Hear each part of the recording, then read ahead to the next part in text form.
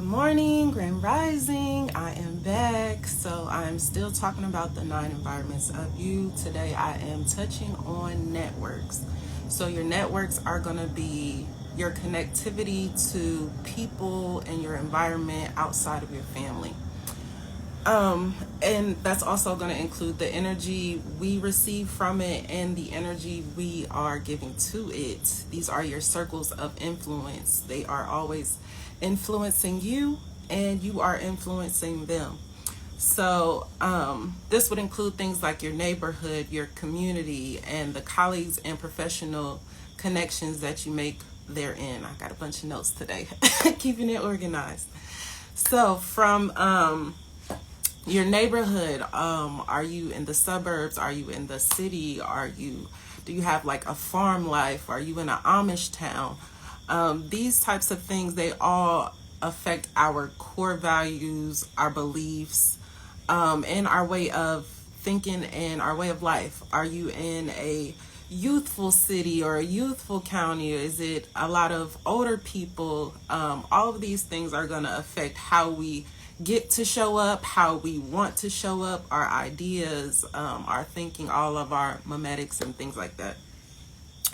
For our counties and cities, are we in racist towns or states? Are we in, ones that are very religious and dogmatic?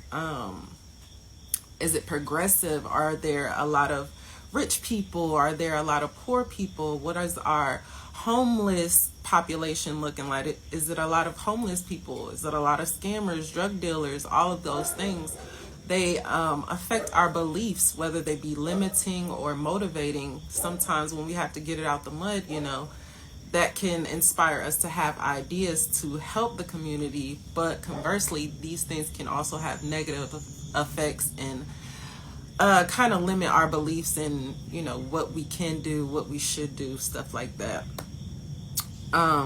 Also, if it's gentrified or whatever, you might have that might be a traumatic transition for some. It might be putting people out of that. So all of these things just affect our thinking, the way we show up, our values, all of those things. Is it depressing or inspiring? Is there art within your neighborhood? Is it a lot of graffiti?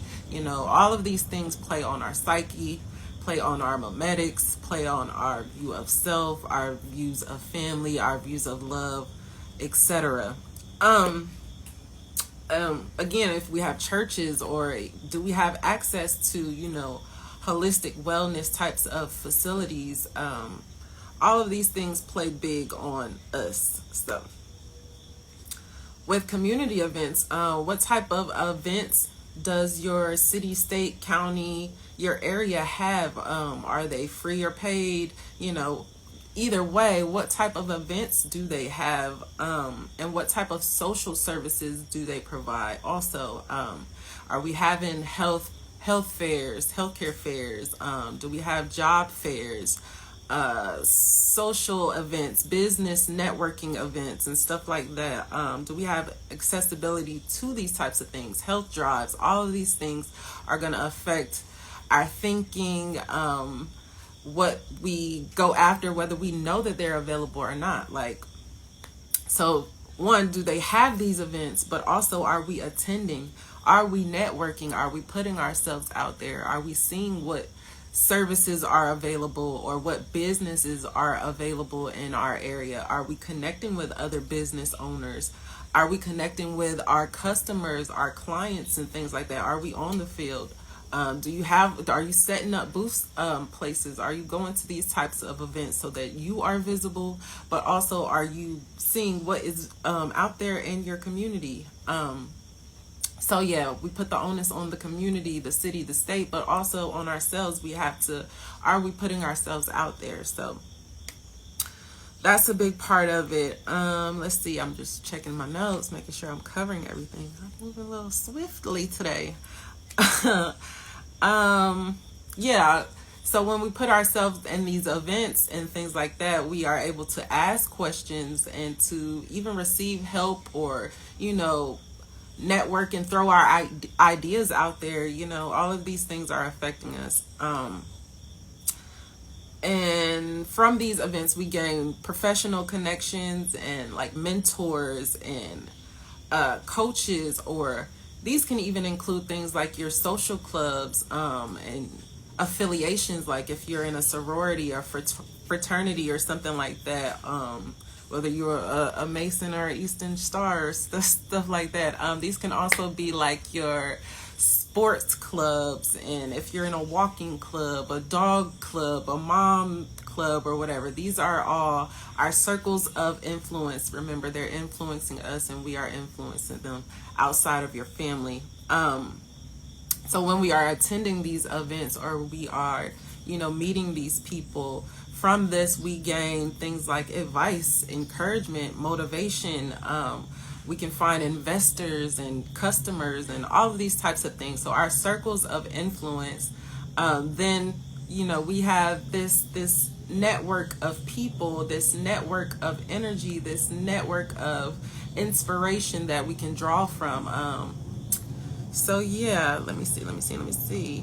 These can help us to either magnify our goals and accomplish these things, or they could be limiting. Again, if your circle does not value the things that you value, or your circle is just, underprivileged or surviving, these things also affect you. They say your network is your net worth, because usually the people that we surround ourselves with are in similar situations. So it's important for us to, especially us introverts, to put ourselves out there, to be in these events, to rub shoulders with and elbows with these people, so that we can progress and thrive. And a key tip for all of us is, building our network from this perspective of the 9 environments. We want to find, experts in each of these areas so that we can improve. We want to find mentors or friends or whatever that are, progressive in these areas, so that we also can progress. So if you have a problem with finances, we want to find a financial expert or something like that. If you are struggling in the area of relationships, you want to find, those relationship gurus and things like that. And it's important to note that when you can't physically be there, whether it be because of finances, whether it be, you're just not ready or whatever, also you can make these types of connections online. Your networks also include your social networks. So you can be intentional about joining certain Facebook groups or Instagram groups, or, following certain mentors or whatever it is, so that you can improve in each of these areas of your life. So from the perspective of how they affect our children and those with autism, all of these things affecting the parents and the adults, then what are we showing them? Again, when they can't, do these things on their own, they can't improve in these areas. What are we showing them? Are we inspiring them? Is our neighborhood and our community inspiring? Is it motivating? Is it showing them what's possible? Or is it limiting and depressing and sad and bleak and, all of those types of things? These affect how we develop and grow up. Again, these are affecting our core values and our core beliefs on how life is, how life should be, and things like that. So we're just being more mindful of our networks and being more intentional and putting some more positivity and growing that network and things like that. So I'm just gonna look over, make sure I touched on everything that I wanted to touch on. Yeah, from a state's perspective, this is also going to be like if you live in like a conservative state, a red state, a blue state, all of these things, the politics of the networks also are going to affect what is possible for us and things like that. So again, if you like in a racist town or something and you're trying to create a Black-owned business or something like that, these things are going to affect us, and we just have to be mindful.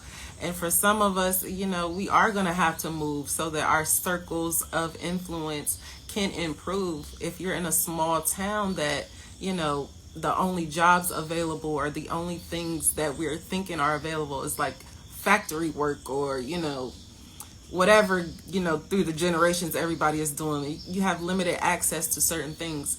it could be possible that you have to, change that circle of influence, change your environment so that you can really thrive. Yeah, so, and even with things like dating, does your community have dating events and dating socials and stuff like that? Maybe it's for you to create them, maybe it's for you to attend them, but all of these things, they affect our thinking and what's possible, what we go for, all of that. So I think that covers it. And yeah, if you can't attend these groups, you're not in these groups, you can't go to these events, definitely just be more intentional about your online presence and putting yourself into those groups, finding those YouTubes, those pages, or whatever that are inspiring. Because again, these things help us to magnetize and amplify our goals and accomplish certain things. The energy of the people that you surrounding yourself and connecting with can do that. And it also could be adversive. They could again have negative effects if your circle of influences are opposing what you're doing, talking down to you, or just not supporting you. Also from a bigger perspective, as far as like our cities and our states and stuff like that, are you being manipulated? Is there a culture of control or things like that? So we're just being mindful of these things. We're making sure we're not catching the karma from our network and stuff like that. We're not enslaving ourselves and all of these things. So we're improving our network, especially us introverts and introverted extroverts. We're just being more mindful of our circle of influences and putting ourselves out there for our own good and for the good of all. So I think I covered it. Check your networks because they are our network, our net worth. And also, I'm going to just put this in there. If you want to network with me and collab with me on something creative, something spiritual, something, whatever, I am here, I'm here to improve my network as well. So I hope you all just have a good day. Inbox me, whatever you need to do. Leave comments down below. And thank y'all. Love y'all.